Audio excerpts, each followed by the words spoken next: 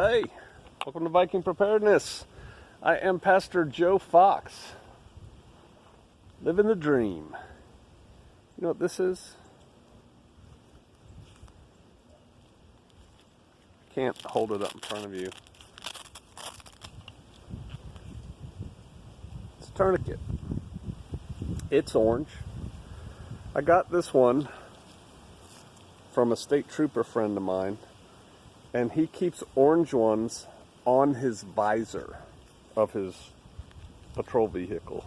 And then that way, if he's dealing with a situation, he can tell the passerby or whatever, run back to my car, get that orange thing off my visor. You have tourniquets? You know how to use them? You know how to keep them sized and all that? Talked about medical. I guess medical's on my mind. We're going to take a walk here since I put this back in my pocket and get, oh yes, the stuff of life. I guess I need to switch the lid around now. Medical's on my mind. Let's take a walk, shall we? Sorry, I know, earthquake. There we go.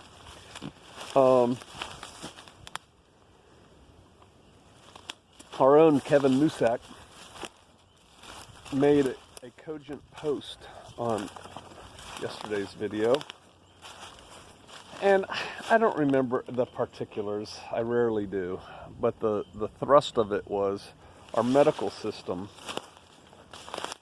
and I don't know if he was talking about military and civilian or both, but they both are designed to use all the mod cons, all the modern stuff. The golden hour. You get somebody to trauma center within an hour and they will live, kind of thing. All our gear, all our devices that we use, order a CAT scan, get x-rays, blah, blah, blah.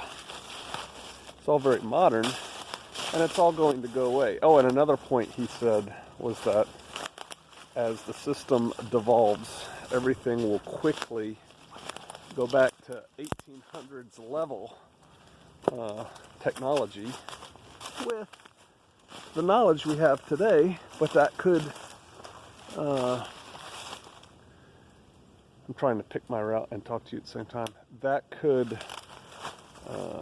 that knowledge could go away if it's not maintained.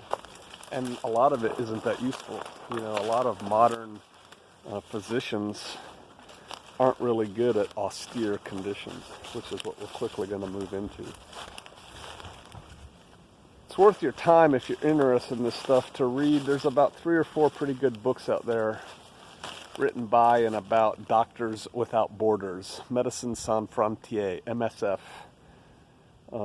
Those guys and gals get an eye-awakening experience when they show up in zones. And this is what I'm thinking of, this type of medicine.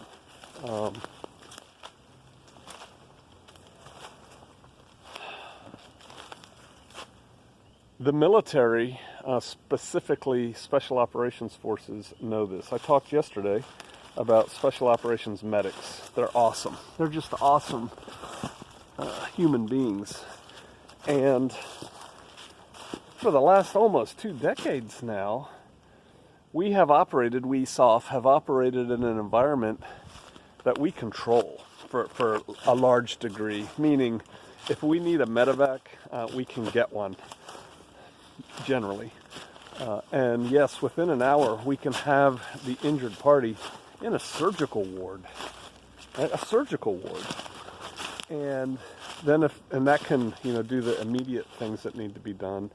And then if needed, we can evacuate them further back and further back. Well, Special Operations, specifically U.S. Special Forces Green Berets, were designed and are really the only Special Operations force designed, trained, and equipped to conduct unconventional warfare. think guerrillas, partisans, where we are on the side of the partisans, which means we don't control the entire operational environment. We're on the side of the weak, if you will. And when that happens, you can't necessarily set up a field hospital, 20-minute flight away. You can't, isn't that nice? You can get a little bit of sense of the elevation here. You can't bring a medevac in necessarily. And so instead of taking care of somebody for, 40 minutes, you may be taking care of them for 40 days in some kind of rudimentary field hospital setting thing. Think the partisans in Yugoslavia and that kind of thing. And so Special Forces has been the medical portion of it they have a title. They're overall soft, but it's like the medical people for special operations. They've been looking at old cases of how did we conduct medicine in denied areas, World War II partisan type stuff when bad guys controlled the land. What do we need to have in the kits? What do we need to have in the resupply? What skill sets do we need our guys to practice? And what that gets to for us, how we, you and I, can apply this is, so you have your tourniquet, right? Cool. I mean, they're fun. They're about $20. I hear deer. They're about $20. You've got your blowout kit. All of that stuff is designed for immediate care with the thought that we've got something better waiting, right? Something better online that we're going to be able to implement soon. What if you don't? So you just put your Asherman chest seal on the guy who's, has a through and through on the front and the back, and you put some tourniquets on their limbs that are bleeding because they got shot by Cletus and the gang. And maybe you even have a really cool high-speed stretcher and you carried them back out of the line of fire. Now what? Now what? What are you going to do? What's your plan? This is why I tell people you don't want to defend your home from your mailbox. And I get people who don't understand the concept and they come back and go, well, I'm certainly going to. When you defend your home from your mailbox, people are shooting at you. The bullets are going into your house where your loved ones are. You don't want to fight there. It's like that line from the Mel Gibson's line in The Patriot. This war is going to be fought amongst our homes and dun, dun, dun, dun. Well, you don't want that. You don't want that. So what is your plan for long-term care? Your first aid kit, your CPR, your blowout kit, even, like I said yesterday, your trauma bag. That's just the start. Now comes convalescence and all that stuff. And somebody told me something in one of the comments about, you don't want to use sheets, or maybe they phrased it differently.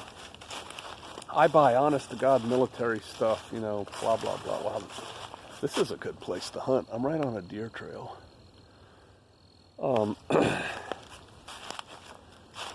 Well, when I talk about sheets, first of all, I'm not made of money. And even if a whole box of, dressings is only $100, $100 to me is starting to be real money. I can spend $20, $30 here and there without really thinking about it. But I get up to $100 and more, I have to actually think about what I'm doing. And, but I'm thinking I could get, a big old cardboard box of sheets for what? 20, 30 bucks? That's a lot of bandages once you work them on. This is Deer Haven down here. And you got to think long-term care. You got to think, how are we going to preserve these bed sheets, these bandages that we have? One of the things guerrillas have always done, Because again, a guerrilla is fighting a stronger power. So they're surrounded by a superior force while they conduct their operations. Medical's huge with them. And one of the things they have done historically is they either steal or raid or take from the enemy medical supplies. You see that movie Defiance? If you haven't seen it yet, you need to see it. There's a lot in that movie. One of the things is they do a raid just to get medical supplies. That's a real thing. That happens. And then the other thing is they fabricate them. You get your auxiliary working on making bandages. Just saw another movie. What was that? Oh, I watched it for the second time. The Raid.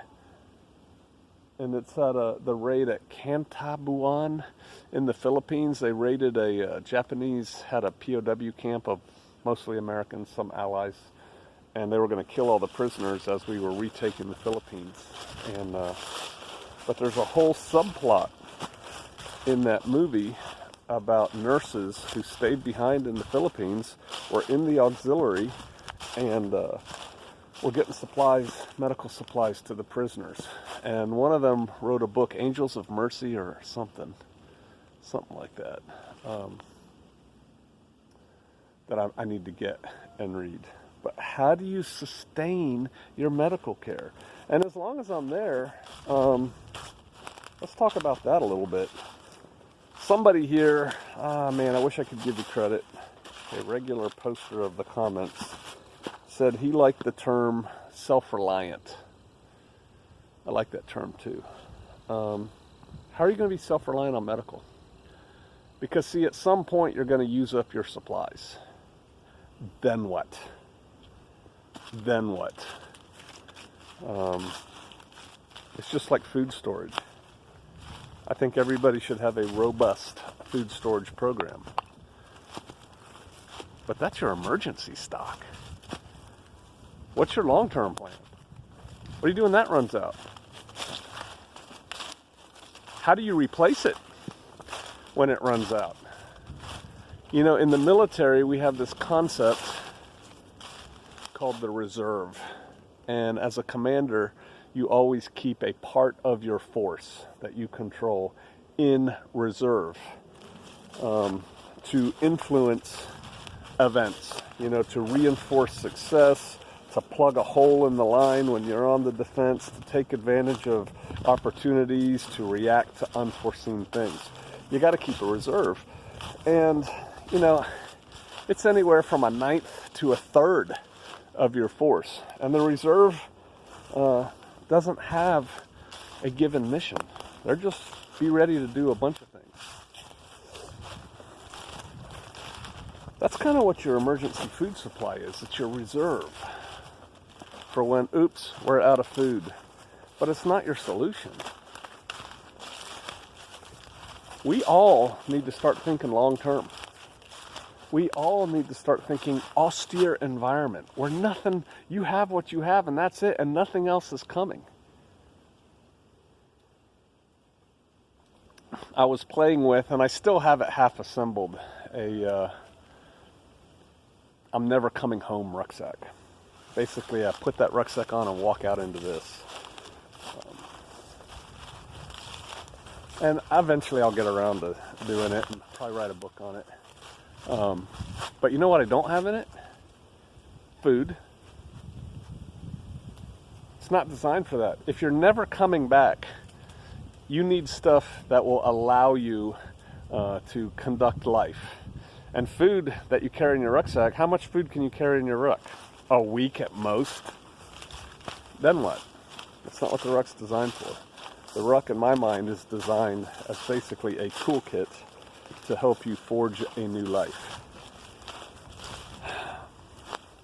Gotta eat, PJ, while you're getting ready to forge that new life. Yeah, but you're not going to have it set up in 10 days.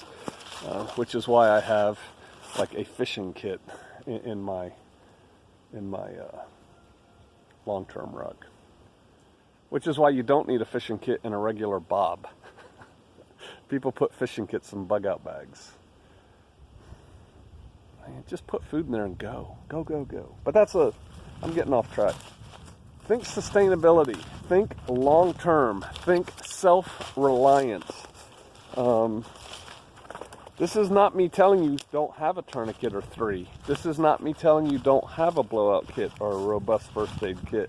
It's me telling you it's not over once you have that. There's always room for more. You constantly improve your position. Another military concept. Constantly improve it.